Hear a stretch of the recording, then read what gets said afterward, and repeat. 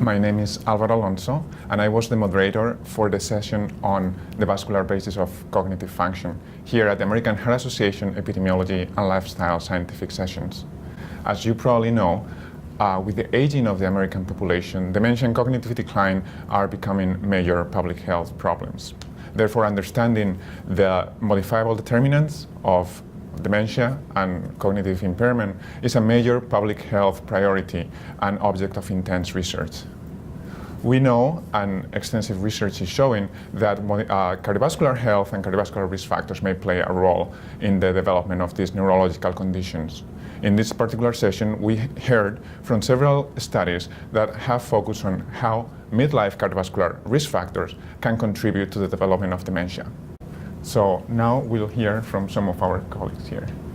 It's my pleasure to be here. So my name is Thanh-Huyen Vu, and I'm a research faculty at Northwestern University.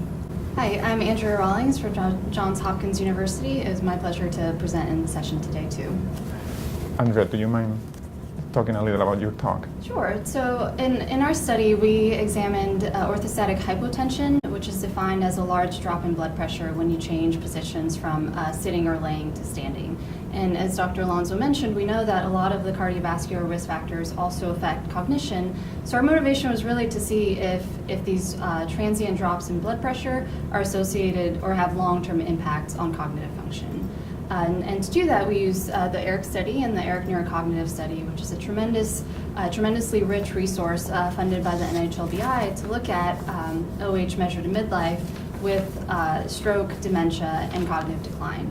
And I think our findings are pretty compelling, as we heard today, that those with OH had about 2 times higher risk of stroke, they had about 50% higher risk of dementia, and about 11% faster cognitive decline, which is equivalent to being about 3 years older at baseline. So the long-term, or our main conclusions for this, we certainly need more research to determine if this is causing dementia, causing stroke, or if it's an underlying mechanism. But the exciting part is that it offers a tremendous opportunity for prevention. In persons 70 and above, about 35% have OH, so if we find a causal mechanism, we can really have a great opportunity for intervention. Mm-hmm. Thank you. Please, can you tell us a little about your presentation today? So our team is investigating the benefits of ideal CVD risk factor profile in younger ages and the health outcome in older ages. So what we did is we linked the data from the CHA data, the baseline since like 1967 to 73 to Medicare data and the National Death Index. So what we found is we found that those who have an ideal CVD risk factors profile in younger ages is much less likely to have dementia later in life. So we really think that this is wonderful to see the benefits of low risk at younger ages. It's not only in for the short term, but it extends for many years. In this case, more than 40 years. Thank you. I have a question for you, Andrea, about your presentation. So we talk about dementia and cognitive impairment. Is this the same as Alzheimer's disease? What you're finding is related to Alzheimer's disease, or we are talking about other types of dementia? Sure. So usually we hear a lot about Alzheimer's, but this is more just general dementia. It's hard to classify Alzheimer's without specific studies.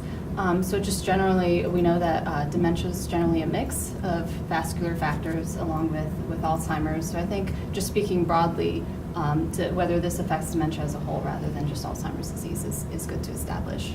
Okay, thank you. So thinking about going forward, we are doing a lot of observational studies looking at how these cardiovascular risk factors and cardiovascular disease are associated with the development of dementia later in life.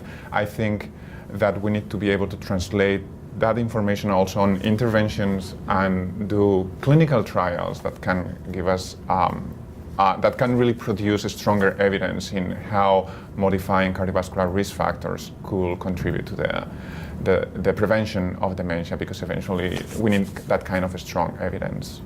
So we have heard about some of the research that our colleagues are doing on the association between midlife cardiovascular risk factors and dementia.